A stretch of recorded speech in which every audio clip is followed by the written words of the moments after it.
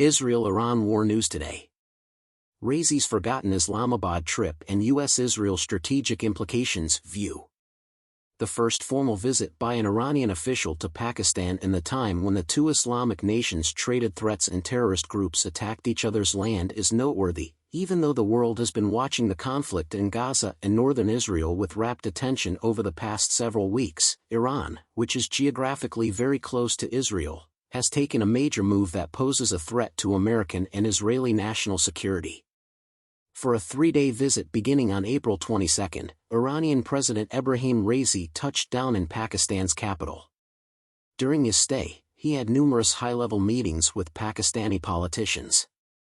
The two sides reached an agreement to enhance diplomatic and people-to-people connections after discussing and coordinating on economic, security, and political issues.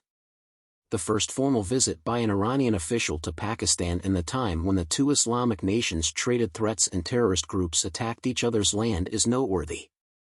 Plus, since Israel and Iran traded attacks in early April, this was Raisi's first trip outside. Given the significance and timeliness of this visit, it sheds light on the ongoing upheaval in the extended Middle East, which has presented fresh difficulties for both Jerusalem and Washington.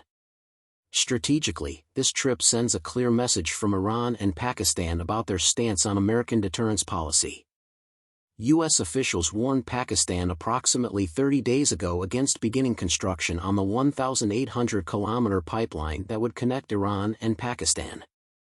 We always tell everyone that conducting business with Iran bears the danger of touching upon and coming into contact with our sanctions, and would advise everyone to consider that very carefully, stated Matthew Miller, a spokeswoman for the U.S. State Department. The neighboring countries inked a 25-year pact in 2010 to ease Pakistan's ailing economy's demand for natural gas and assist Iran's sanctioned economy.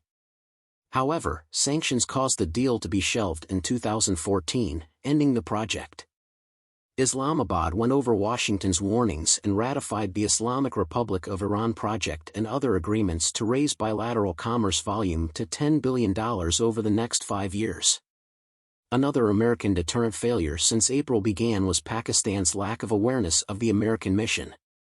President Joe Biden of the United States had issued a clear message to Iran, reiterating "don't" in a press conference on April 13, when the United States anticipated that Tehran would launch an attack on Israel. On the same day, though, Iran launched a ballistic missile and hundreds of suicide drone attacks on Israel. The fact that the United States was unable to stop the attack on its friend and instead chose to threaten Iran rather than take decisive action shows that American deterrence is ineffective. Thus, there is a precarious path toward American influence and deterrence in the Middle East as a result of Pakistan's subsequent decision to interact with Iran, contrary to American goals. Iranian diplomacy and regional might.